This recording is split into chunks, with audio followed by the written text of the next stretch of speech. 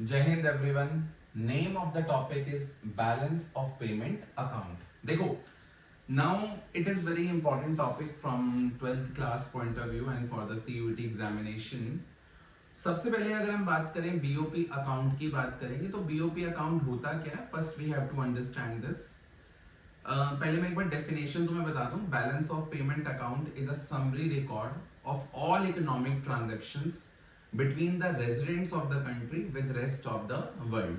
मतलब हमारे देश के लोगों की ट्रांजैक्शन जो भी बाहर के देश के लोगों के साथ हो रही हैं, है ना।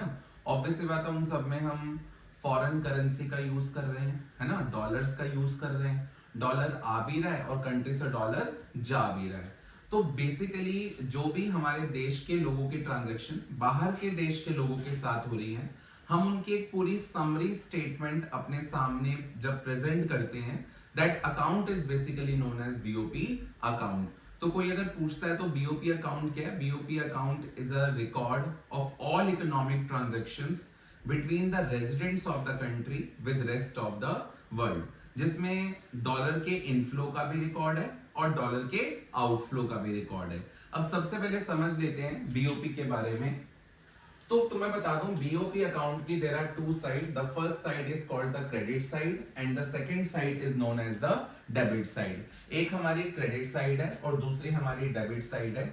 अब ये जो क्रेडिट साइड होती है, it includes all inflow foreign exchange and debit side includes all outflow foreign exchange. देखो, जो भी ट्रांजैक्शन से हमारी कंट्री में डॉलर आएगा वो हम क्रेडिट साइड में रिकॉर्ड करेंगे, और जिस भी ट्रांजैक्शन से हमारी कंट्री से डॉलर जाएगा वो हम डेबिट साइड में रिकॉर्ड करेंगे। तो credit side includes all inflow of foreign exchange and debit side includes all outflow of foreign exchange. अब प्रॉब्लम क्या है, थोड़ा सा ना जो कॉमर्स स्टूडेंट्स हैं, है ना, उनके माइंड में थोड़ी सी प्रॉब्लम क्रिएट होती है कि सर हम तो रूल पढ़ के आते हैं, debit word comes in, credit word goes out. आपने तो यहाँ पे अपोजिट लिख दिया, क्रेडिट साइड में आपने इनफ्लो फॉरेन एक्सचेंज लिख दिया, जबकि क्रेडिट तो वर्ड गोज आउट होता है ना, एंड डेबिट तो वर्ड कम्स इन होता है, आपने यहाँ पे आउटफ्लो लिख दिया। ऐसा नहीं है, एक्चुअली में हम सेम रूल फॉलो कर रहे हैं जो हम अकाउंट्स में फॉलो करते हैं। यहाँ पे ना डॉलर के आने की बात हो रही है। फॉर एग्जाम्पल, अगर हमने गुड्स को एक्सपोर्ट करा, तो ऑब्वियस सी बात है, अगर हम गुड एक्सपोर्ट करेंगे, है ना, तो गुड्स जा रहे हैं एंड वर्ड गोज आउट को तो हम क्रेडिट ही करते हैं, तो एक्सपोर्ट ऑफ गुड्स को हम क्रेडिट में ही लिख रहे हैं। लेकिन जब हम एक्सपोर्ट करेंगे तो हमारी कंट्री में डॉलर आएगा, तो ध्यान रखना डॉलर आ रहा है because of export of goods, तो ये रिकॉर्ड क्रेडिट साइड में ही हो रहा है, और इनफ्लो हो रहा है डॉलर का, तो ये क्रेडिट साइड में रिकॉर्ड होगा। तो ऐसा नहीं है कि हम अकाउंट्स का रूल यहाँ पे फॉलो नहीं कर रहे, ठीक है ना, बट उसको यहां से ना कंसीडर करके हम जनरल ट्रांजैक्शन से समझेंगे कि क्रेडिट डेबिट का रूल कैसे ऑप्ट होता है। बाकी जो देखो कॉमर्स के स्टूडेंट्स जो नहीं है, उनको ज्यादा टसल में पढ़ने की जरूरत नहीं है। उसका रीजन क्या है, उनको सिर्फ एक चीज याद रखनी है, जिस भी ट्रांजैक्शन से कंट्री में डॉलर आएगा वो क्रेडिट साइड में रिकॉर्ड होगा, जिस भी ट्रांजैक्शन से डॉलर जाएगा वो डेबिट साइड में रिकॉर्ड होगा। I hope it is clear to everyone. Now अगर हम बात करें तो हमें ये तो पता चल गया बीओपी की दो साइड्स हैं, क्रेडिट साइड और debit side. Credit side includes all inflow of foreign exchange and debit side includes all outflow of foreign exchange, ठीक है। Now this BOP account has two sub accounts, ठीक है। इस BOP के दो सब अकाउंट्स हैं, जिसमें पहले अकाउंट का नाम है करंट अकाउंट और दूसरे अकाउंट का नाम है कैपिटल अकाउंट, ठीक है। Now, basically, when we talk about the current account includes all economic transactions between the residents of the country with rest of the world, which do not affect the assets and liabilities of the residents of the country or the government, ठीक है। मतलब ऐसी transactions जो हमारे देश के लोगों की बाहर के देश के लोगों के साथ आ रही है, लेकिन देश के एसेट्स एंड लाइबिलिटीज को वो अफेक्ट नहीं कर रही, वो करंट अकाउंट में आती है। And all economic transaction between the residents of the country with rest of the world which affects the assets and liabilities of the country that comes under the capital account। मतलब simple सी बात है, जो चीज assets and liabilities को affect नहीं करेगी वो current account में रिकॉर्ड करी जाएगी, और जो चीज एसेट्स एंड लाइबिलिटीज को अफेक्ट करेगी वो कैपिटल अकाउंट में रिकॉर्ड की जाएगी। ठीक है, अब सबसे पहले we have to understand about the current account and the capital account. देखो हर किसी का एक अपना तरीका होता है एक्सप्लेन करने का, तो मेरा एक बहुत ही सिंपल सा तरीका मुझे लगता है, ठीक है ना, जिसके थ्रू मैं इस पूरे चैप्टर को एक्सप्लेन कर सकता हूं। अभी मैं इस चैप्टर के बाद में जब इलैबोरेशन करूंगा, इसको और इलैबोरेट करूंगा चैप्टर को, तो हम डिस्कस करेंगे। लेकिन ये श्योर है जिसको ये चार्ट कंप्लीट समझ आ गया ना, उसके लिए 50% जो चैप्टर है वो कंप्लीट हो जाएगा। ठीक है, अब सबसे पहले अगर हम करंट अकाउंट की बात करें, तो current account includes all economic transactions between the residents of the country with rest of the world which do not affect the assets and liabilities of the residents or the government. Am I right? Yes and no? Countries. और ध्यान रखना यहाँ पे जो ये assets and liabilities की हम बात कर रहे हैं, they are financial assets and liabilities. ठीक है ना, मतलब करंट अकाउंट वो सारी इकोनॉमिक ट्रांजेक्शन्स को रिकॉर्ड करता है, ठीक है, between the residents of the country with rest of the world which do not affect the financial assets and financial liabilities of the country. ठीक है, right? Yes and no? So basically current account में कौन कौन सी transactions आती हैं एक बार समझ लेते हैं। जनरली ये सारी करंट नेचर की ट्रांजैक्शंस को रिकॉर्ड करता है।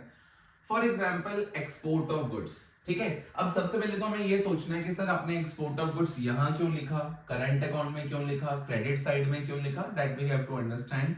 देखो एक्सपोर्ट ऑफ गुड्स की बात कर रहे हैं, मतलब गुड्स जा रहे हैं, एक्सपोर्ट ऑफ गुड्स हो रहा है, गुड्स जाएंगे तो ऑब्वियस सी बात है कंट्री में डॉलर आएगा, और ये डे टू डे ट्रांजैक्शन है हमारी, है ना। तो एक्चुअली में एक्सपोर्ट ऑफ गुड्स को हम कौन से अकाउंट में रिकॉर्ड करते हैं, करंट अकाउंट में रिकॉर्ड करते हैं। And why under the credit side, because it includes the inflow of foreign exchange. इससे क्या होगा, हमारी कंट्री में डॉलर आएगा। तो अगर एक्सपोर्ट ऑफ गुड्स यहां पर है तो यहां पर what we mention import of goods. ठीक है ना, क्योंकि इंपोर्ट करेंगे तो कंट्री में गुड्स तो आ रहे हैं लेकिन डॉलर जा रहा है, and outflow foreign exchange comes under debit side. Transaction which we have to understand is export of services and import of services. ठीक है ना, देखो हम काफी सारी services outside the world provide कर रहे हैं, shipping services, banking services, insurance services. तो जब हम सर्विसेज का एक्सपोर्ट करेंगे तो कंट्री में डॉलर आएगा, तो it includes inflow of foreign exchange. ठीक है ना, और वही अगर हम इंपोर्ट करेंगे सर्विसेज का तो वो डेबिट साइड में रिकॉर्ड होगा। ठीक है, यूनिलेटरल ट्रांसफर फ्रॉम अब्रॉड, हमें गिफ्ट मिले, रेमिटेंसेस मिली, डोनेशन मिली फ्रॉम अब्रॉड, तो डॉलर का इनफ्लो हो रहा है, it comes under the credit side. और यूनिलेटरल ट्रांसफर टू अब्रॉड, तो it comes under the debit side because it leads to outflow foreign currency. ठीक है ना, अगला देखो वेरी इंपॉर्टेंट है फैक्टर इनकम फ्रॉम अब्रॉड। अब एक्चुअली में जो भी हमें इनकम अब्रॉड से अर्न हो रही है, अब अब्रॉड से इनकम ना दो टाइप में अर्न होती है। The first one is called investment income and second income is called compensation of employees which is received by the residents from other countries. ठीक है ना, बेसिकली अगर हम बात करें इन्वेस्टमेंट इनकम की, जैसे हमारे इंडियंस ने, आई am not talking about investment, I am talking about investment income. ठीक है ना, जो हमारे कंपनी के लोगों ने बाहर की कंपनीज में मान लो पैसा इन्वेस्ट करा हुआ है ना, अगर शेयर्स खरीदे हुए हैं तो हमें बाहर से डिविडेंड रिसीव होगा, डिविडेंड फ्रॉम अब्रॉड। अगर हमने बाहर किसी कंपनी को पैसा लोन दिया हुआ है तो उस पे हमें क्या मिलेगा, इंटरेस्ट मिलेगा, इंटरेस्ट फ्रॉम अब्रॉड। अगर हमने कोई लैंड एरिया दिया हुआ है तो रेंट मिलेगा, रेंट फ्रॉम अब्रॉड। तो that is called investment income from abroad. ध्यान रखना, I am not talking about investment, I am talking about investment income. जो इन्वेस्टमेंट होती है that comes under the capital account because it affects the assets of the country. But अभी I am talking about investment income either in the form of rent, interest, dividend etcetera. और वही अगर हम investment income to abroad करेंगे तो that will come under the debit side of BOP. और इसी में देखो जो सेकंड कंपोनेंट है फैक्टर इनकम में, that is compensation of employees. ठीक है ना, that is received by residents from rest of the world. देखो जो हमारे इंडियन रेजिडेंट्स हैं, है ना, and when they are getting the wages and salary from abroad, जैसे for example salary received by Indians working in American embassy in India, है ना, तो salary received by Indians है, तो ऑब्वियसली बात है कि that will come as a inflow of foreign exchange and it will get as a compensation of employees because we are getting the wages and salary. ठीक है ना। इसी तरीके से अगर हम compensation of employees pay to non residents है तो वो डेबिट साइड में रिकॉर्ड हो जाएगा। ठीक है ना। तो that we have to keep in mind कि फैक्टर इनकम हम दो तरीके से अर्न करते हैं। One is in the form of investment income and second is in the form of compensation of employees which is received by residents from the other countries, and this is factor income to abroad. One is investment income to abroad and the second one is compensation of employees to non-residents by the residents of the country.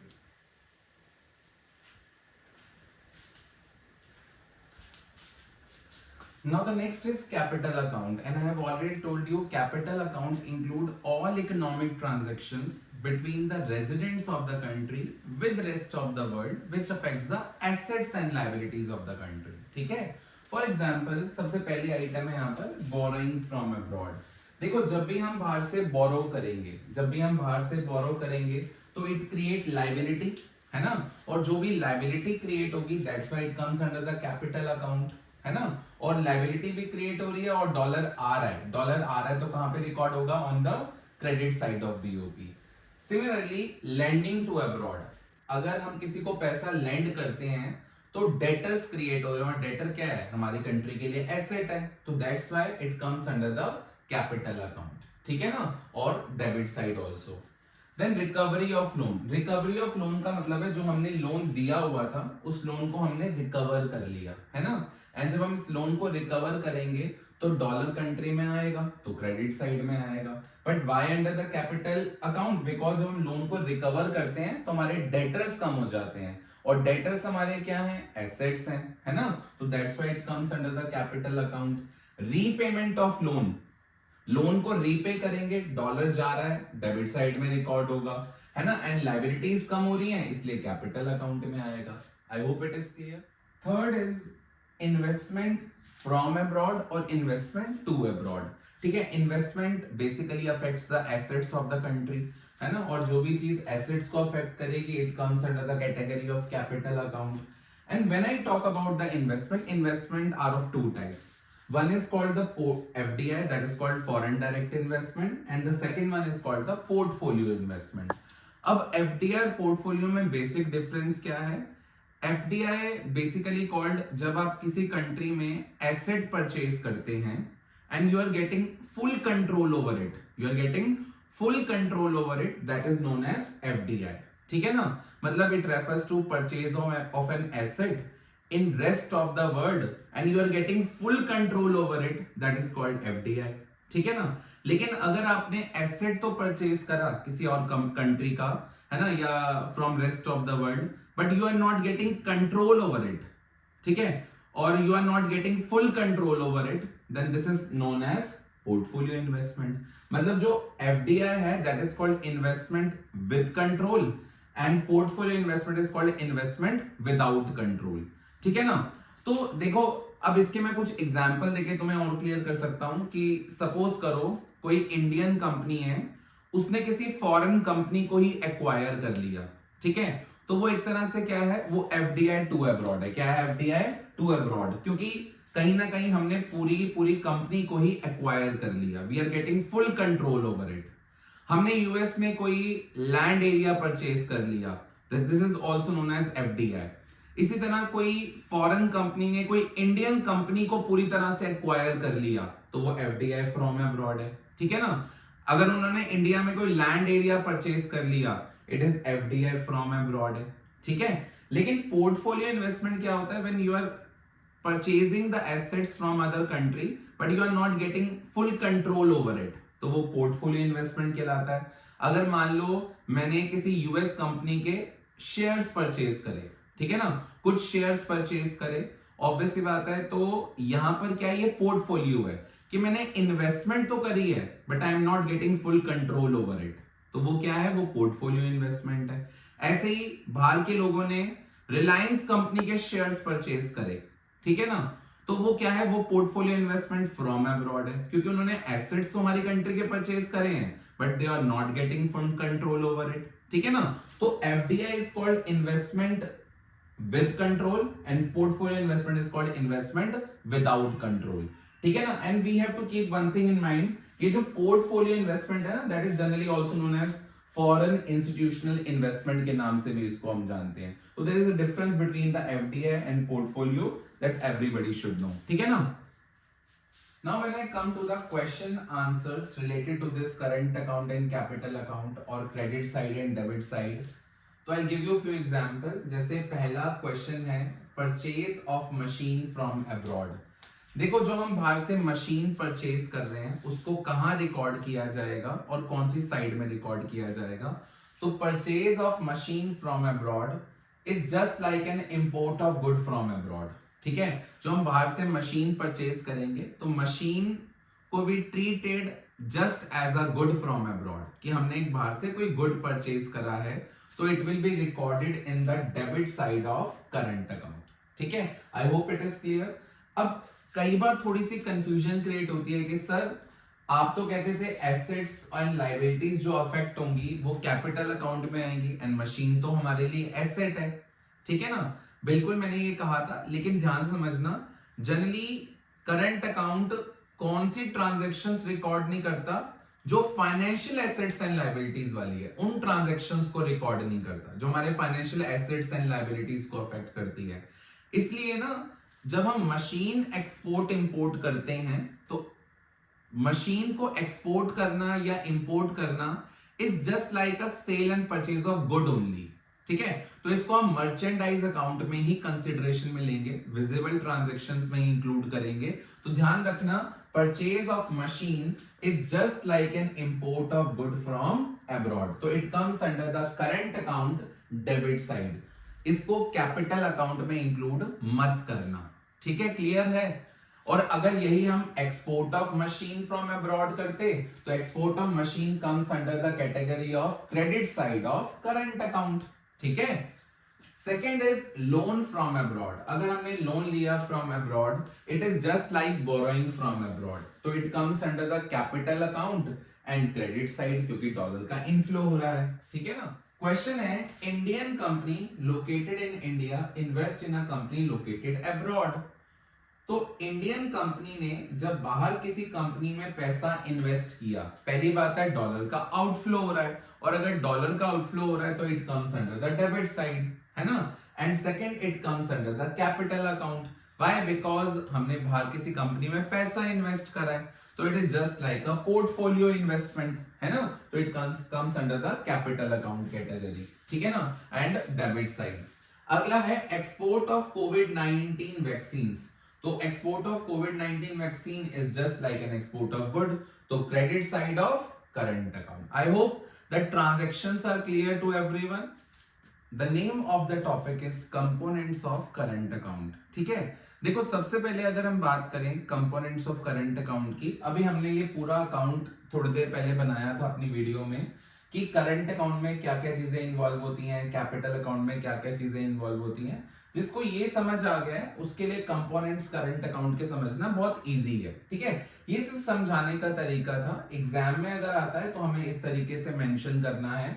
सबसे पहला जो component है current account का, that is called merchandise account, that is called merchandise account, and merchandise includes only the visible transaction. ये सिर्फ कौन से transaction involve करता है? ये सब विजिबल ट्रांजैक्शंस को इन्वॉल्व करता है, which includes export of goods and import of goods, ठीक है ना। जो भी हम बाहर से ट्रेड कर रहे हैं, ठीक है ना, इसको हम ट्रेड अकाउंट भी और मर्चेंडाइज अकाउंट भी विजिबल ट्रांजैक्शंस से हम जान सकते हैं। तो basically merchandise includes all economic transactions between the residents of the country with rest of the world which affect the trade, which affect the visible transactions, export of goods and import of goods, ठीक है ना।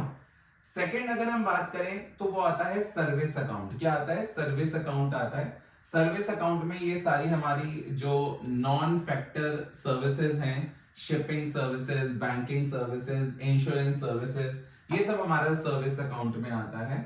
Third is basically called the transfer account.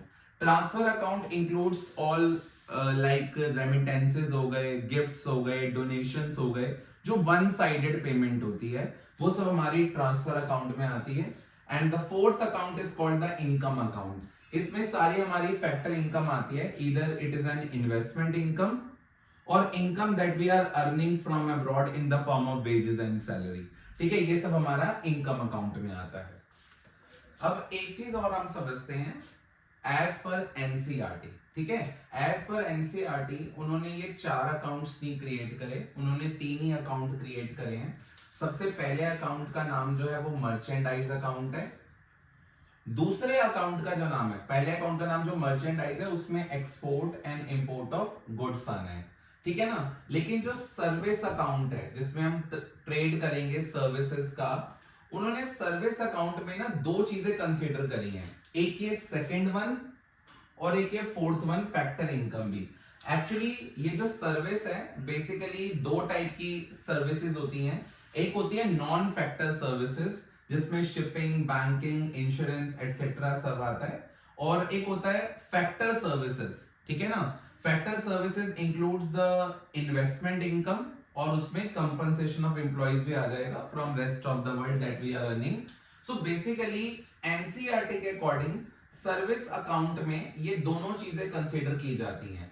ये जो service account है ये non factor services है, और जो इनकम अकाउंट है उसमें सारी फैक्टर इनकम आती है। मैं तुम्हें एक बार चार्ट भी शो कर देता हूं with, you can see this chart also, ठीक है। तो इन्होंने पहला करा है ट्रेड इन गुड्स जिसमें export and import of goods है। दूसरा इन्होंने करा है ट्रेड इन सर्विसेज जिसमें एक इन्होंने करी है नॉन फैक्टर इनकम और एक करी है factor income. Non factor income में शिपिंग, बैंकिंग, इंश्योरेंस ये सब आ जाएगा, और नेट फैक्टर इनकम के अंदर कंपनसेशन ऑफ एम्प्लॉइज और नेट इन्वेस्टमेंट इनकम आ जाएगी। And the last account is called your transfer account, और ये जो ट्रांसफर अकाउंट है, ट्रांसफर अकाउंट में it includes the unilateral transfers. मतलब मेरा कहने का ये है कि अगर वो हमसे ये कहते हैं कि करंट अकाउंट में there are 3 components, merchandise account, service account and transfer account, तो that is also satisfactory thing, क्योंकि ये हमने थोड़ा और बाइफरकेशन के लिए यहाँ पर 4 पार्ट्स में मेंशन करा है। अदरवाइज एनसीईआरटी में कंपोनेंट्स ऑफ करंट अकाउंट में देयर आर 3 कंपोनेंट्स, ठीक है। First is called merchandise, second is called services जिसमें 2 चीजें आती हैं, शिपिंग और आई मीन टू से export of non factor services and the factor services, and the third account is called your transfer account.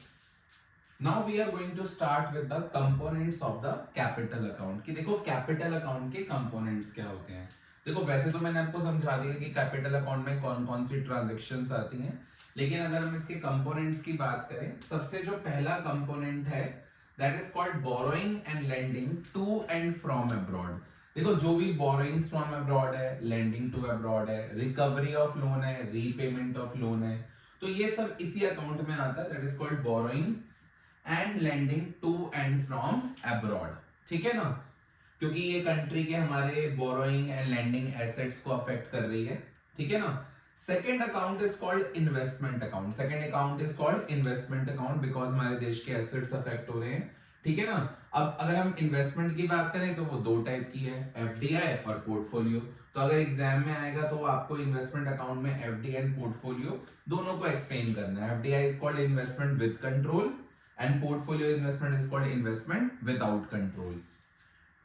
Third यहाँ पे account है जो अभी यहाँ पर आपको नहीं दिख रहा, उसका रीजन है कि ये जब हम आगे इसको और इलेबोरेट करेंगे further, I will let you know कि बीओपी में डेफिसिट कब होता है, उसको बैलेंस कैसे किया जाता है।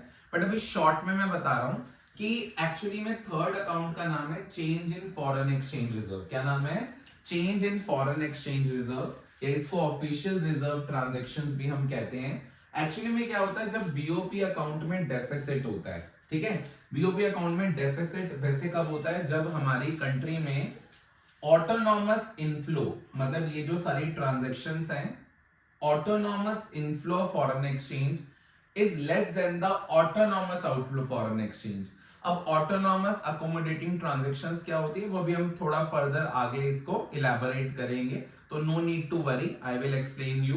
बट तुम्हें बता दूं, अगर हमारी ये सारी ट्रांजैक्शंस में जो हमने इनफ्लो देखा, मान लो पूरे अकाउंट में हमने जो इनफ्लो देखा ऑटोनॉमस इनफ्लो वो कम था, मतलब डॉलर आ कम रहा है, और ऑटोनॉमस आउटफ्लो डॉलर जा ज्यादा रहा है ना।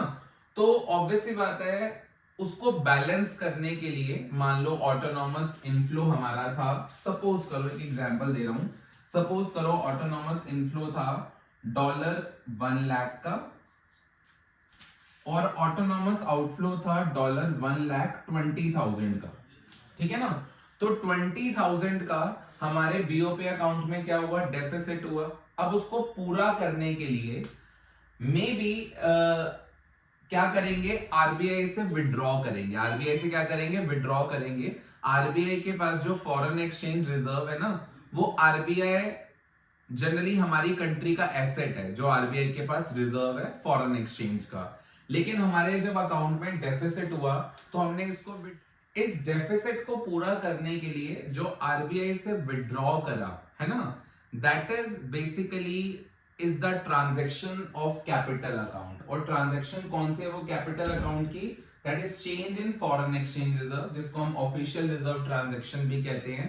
कि आरबीआई के पास जो फॉरेन एक्सचेंज रिजर्व है, मान लो आरबीआई के पास इस वक्त $5 लाख का रिजर्व है, लेकिन हमें 5 लाख नहीं चाहिए, वी जस्ट नीड ओनली $20,000। तो आरबीआई से विड्रॉ करा और उसको बीओपी के क्रेडिट साइड में कैपिटल अकाउंट में लास्ट में मेंशन कर दिया कि हमने 20,000 क्या करा, आरबीआई से विड्रॉ करा, ताकि यहां पर भी 1,20,000 हो जाए और यहां पर भी ऑलरेडी 1,20,000 है। तो ये जो ट्रांजैक्शन है, अब ये मत सोचना कि वो कैपिटल अकाउंट में नहीं हो रही, ये भी ट्रांजैक्शन कैपिटल अकाउंट में हो रही है, बट इस ट्रांजैक्शन को ना हम इकोनॉमिक्स में अकोमोडेटिंग ट्रांजैक्शंस कहते हैं, जिसका मोटिव होता है टू बैलेंस द बीओपी। जिसका मोटिव क्या होता है, टू बैलेंस द बीओपी। तो जो बीओपी को बैलेंस करने के लिए हमें ट्रांजैक्शन करी, उसमें मैंने क्या करा, जो हमारे पास फॉरेन एक्सचेंज का रिजर्व था उसमें मैंने चेंज करा, मैंने विड्रॉ करा।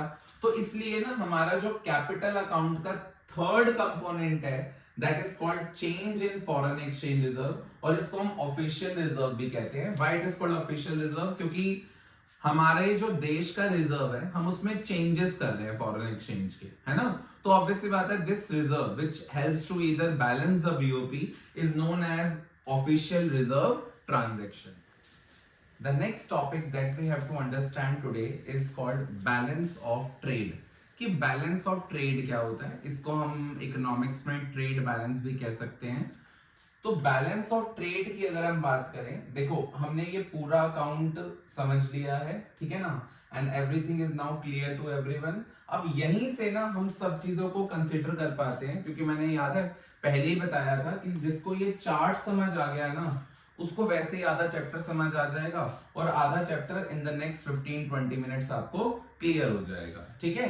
सबसे पहले अब अगर हमसे एग्जाम में पूछ लिया जाए what do you mean by the word balance of trade, ठीक है, आई am talking only about the balance of trade. देखो जब मैं ट्रेड की बात करता हूं ना, it means I am talking only about the visible transactions, ठीक है। मैं सिर्फ एक्सपोर्ट ऑफ गुड्स और इंपोर्ट ऑफ गुड्स की बात कर रहा हूं, और जो एक्सपोर्ट ऑफ गुड्स और इंपोर्ट ऑफ गुड्स के बीच का जो डिफरेंस है, मतलब export of goods minus import of goods is equal to, that is basically known as balance of trade. तो balance of trade is the difference between the export of goods and the import of goods, और I can say the export of visible items and the import of visible items, ठीक है। और ये जो balance of trade है ये positive भी हो सकता है, नेगेटिव भी हो सकता है। मतलब बैलेंस ऑफ ट्रेड सरप्लस में भी जा सकता है हमारा ट्रेड, और ट्रेड हमारा डेफिसिट में भी जा सकता है। सरप्लस में कब जाएगा, when the export of goods are more than import of goods. Deficit में कब जाएगा, when the import of goods are more than export of goods, है ना। और बैलेंस कब होगा, जब दोनों चीजें इक्वल हैं, है ना। तो एग्जाम में इससे रिलेटेड एक डेफिनेशन आ सकती है, और may be they will ask you some numerical, जहां पर वो आपको एक्सपोर्ट ऑफ गुड्स की वैल्यू दे देंगे। मान लो उन्होंने बोला बैलेंस ऑफ ट्रेड डेफिसिट में है and you need to calculate the import of goods, ठीक है ना। तो अगर बैलेंस ऑफ ट्रेड डेफिसिट में होगा तो you have to put the minus value, ठीक है ना, and then you can easily apply the formula and you will get the answer. Name of the next topic is balance of current account। देखो when I talk about the balance of current account, ध्यान सुनना, मैं ना तो trade account की बात कर रहा हूं, ना ही मैं कैपिटल अकाउंट की बात कर रहा हूं। I am talking about the current account. अगर मैं बैलेंस ऑफ करंट अकाउंट की बात करूंगा, it means I am not talking about the goods only, I am not talking only about the services, but I am talking about goods, services, transfers, incomes etcetera. ठीक है ना? तो we have to understand one thing, balance of current account is the difference between the sum of credit side of current account and the sum of debit side of current account। देखो, जो हमारा credit side का सम है, जिसके अंदर goods, services, transfers and factor सब कुछ आ जाता है, तो ये हम देखेंगे। मान लो हमारा जो डॉलर का इनफ्लो है from the current account, that is $50,000। ठीक है ना? और करंट अकाउंट की जो डेबिट साइड है, आउटफ्लो है करंट अकाउंट में, दैट इज $60,000। तो ये शो कर रहा है कि हमारे करंट अकाउंट में क्या हुआ है, डेफिसिट हुआ है। तो balance of current account is the difference between the sum of credit side of current account and the sum of debit side of current account, which includes goods, services, factor as well as the transfer.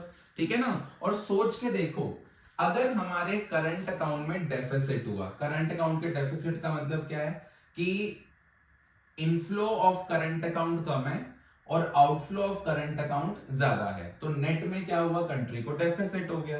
कितने का deficit हुआ है? As with this example we can say there is a deficit of $10,000। ठीक है ना? तो अगर ये $10,000 का जो डेफिसिट है, अब हमें इसको पूरा तो करना पड़ेगा, because we have to make the payments. हमें इंपोर्ट करना है गुड्स का, सर्विसेज का, ट्रांसफर पेमेंट्स करनी है ना?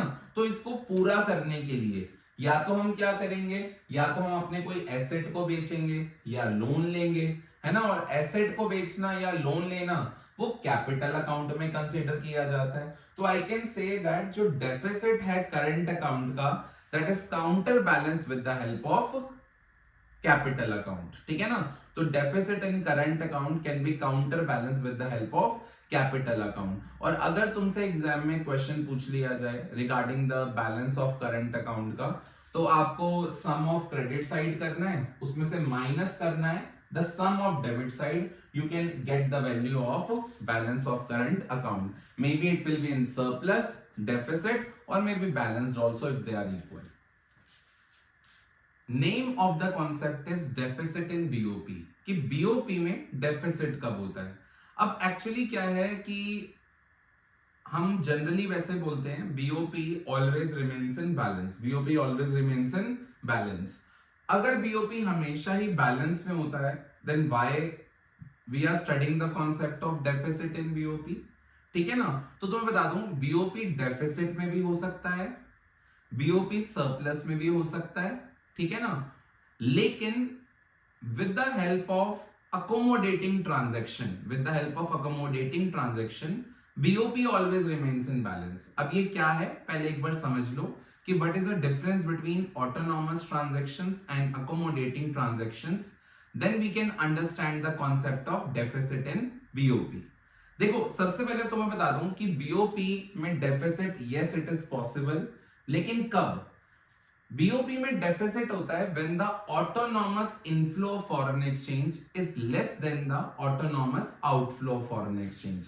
एक्चुअली क्या होता है, ये जितनी भी हम बीओपी में ट्रांजैक्शंस करते हैं, जनरली हमारी 99% जो ट्रांजैक्शंस होती हैं वो ऑटोनॉमस होती हैं। वो क्या होती हैं? ऑटोनॉमस। अब ये ऑटोनॉमस ट्रांजैक्शंस क्या होती हैं? ऑटोनॉमस हमारी इंडिपेंडेंट ट्रांजैक्शंस होती है, that is regardless of the BOP consideration. उनको फर्क नहीं पड़ता कि बीओपी बैलेंस हो रहा है या नहीं हो रहा। ठीक है?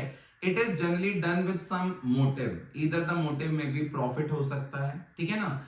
ऐसी ट्रांजैक्शंस जिसको बीओपी के डेफिसिट या सरप्लस से कोई फर्क नहीं पड़ता, कोई कंसिडरेशन नहीं होती, ऐसी ट्रांजैक्शंस को हम कहते हैं autonomous transactions. They are the independence transaction regardless of BOP consideration. मतलब मेरा कहने का ये है, जो भी मैं यहाँ पे जनरली ट्रांजैक्शंस कर रहा हूं वो सब ऑटोनॉमस है। ठीक है ना?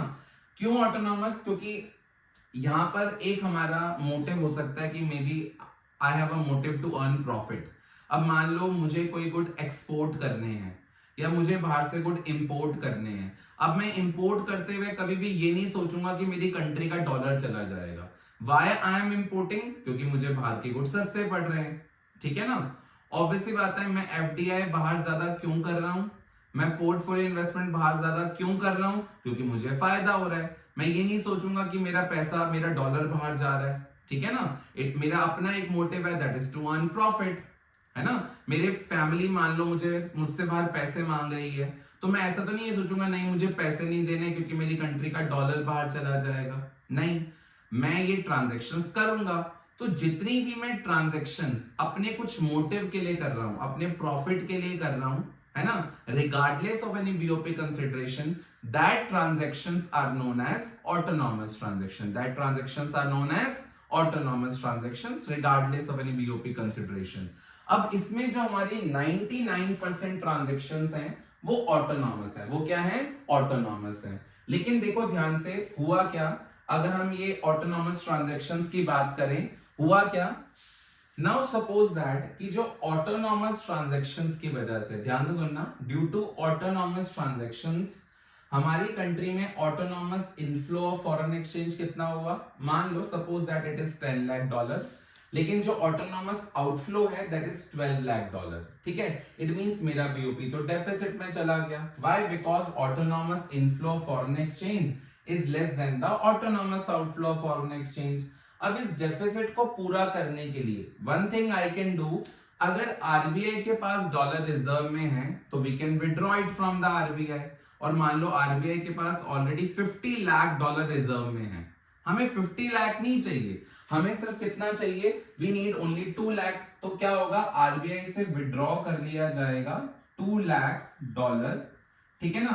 और इसकी वजह से अब यहां पर भी 12 लाख हो गया और यहां पर भी 12 लाख हो गया, तो बीओपी क्या हो गया, बैलेंस हो गया। लेकिन तुम्हें बताता हूं, ये जो 2 लाख डॉलर हमने जो आरबीआई से विड्रॉ करा, ठीक है ना, इस ट्रांजैक्शंस को हम इकोनॉमिक्स में कहते हैं अकोमोडेटिंग ट्रांजैक्शन। क्या कहते हैं?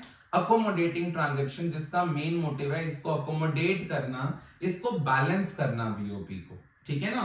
तो with the help of accommodating transaction BOP always remains in balance, BOP always remains in balance. लेकिन ध्यान रखना, ये जो अकोमोडेटिंग ट्रांजैक्शन हुई है ना, वो कोई बीओपी अकाउंट के बाहर नहीं हुई, ये भी कैपिटल अकाउंट का ही पार्ट है, क्योंकि जो हमारी कंट्री के पास डॉलर का रिजर्व था वो हमारी कंट्री का एसेट था, है ना।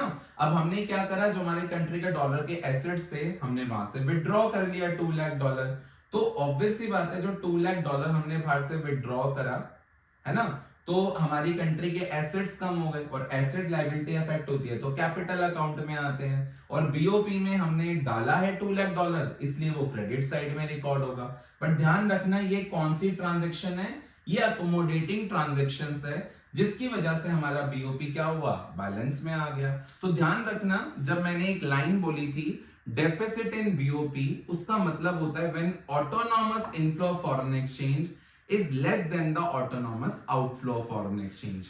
But with the help of accommodating transactions, either we can withdraw from RBI or either we can take loan from World Bank और आईएमएफ। 1991 में हमने यही किया था, हमने आईएमएफ वर्ल्ड बैंक से लोन लिया था to balance the BOP, that is known as accommodating transaction, and with the help of accommodating transaction BOP always remains in balance, BOP always remains in balance। तो दोनों statement ठीक है, पहली statement भी ठीक है, BOP में भी इन डेफिसिट, सेकंड स्टेटमेंट भी ठीक है, BOP always remains in balance। लेकिन अगर एग्जाम में क्वेश्चन आ जाएगा when does the BOP is in deficit, तो क्या लिखना है, when autonomous inflow of foreign exchange is less than the autonomous outflow of foreign exchange, and with the help of accommodating transaction BOP always remains in balance। I hope the concept of deficit in BOP is clear to everyone। Now on the basis of the whole video that we have covered, ठीक है, exam में different type के questions आ सकते हैं। They can ask you the difference between autonomous and accommodating transaction, they can ask you the difference between the current account and capital account, they can ask you the difference between the balance of trade and the balance of payment, ठीक है ना। तो any differences can come, अगर तुम्हारे concept clear है, if you have grown through your book also, ठीक है, then you can easily answer, ठीक है ना। सबसे पहले हम यहां पर एक डिफरेंस अंडरस्टैंड करेंगे, difference between autonomous transactions and accommodating transactions. कि ऑटोनॉमस ट्रांजैक्शंस में और अकोमोडेटिंग ट्रांजैक्शंस में क्या डिफरेंस होता है। देखो ऑटोनॉमस ट्रांजैक्शंस के बारे में मैंने अभी बताया, autonomous transactions are the independent transactions, ठीक है, with some economic motive like profit. ये ट्रांजैक्शंस इंडिपेंडेंट होती हैं जिसमें अपना ही कुछ मोटिव होता है, चाहे वो मोटिव प्रॉफिट कमाना है। उसको फर्क नहीं पड़ता कि बीओपी सरप्लस में जा रहा है या डेफिसिट में जा रहा है। बेसिकली बीओपी में जो ऑटोनॉमस ट्रांजैक्शंस होती हैं वो इंडिपेंडेंट होती हैं। लेकिन जब हम बात करते हैं अकोमोडेटिंग ट्रांजैक्शंस की, accommodating transactions are the dependent transaction which aims to balance the BOP, which aims to balance the BOP। अभी हमने क्या देखा, हमने यहाँ पे जितनी भी ट्रांजैक्शंस पढ़ी उसमें ऑलमोस्ट सारी ट्रांजैक्शन ऑटोनॉमस थी, लेकिन हुआ क्या, ऑटोनॉमस इनफ्लो कम हुआ, ऑटोनॉमस आउटफ्लो ज्यादा हुआ।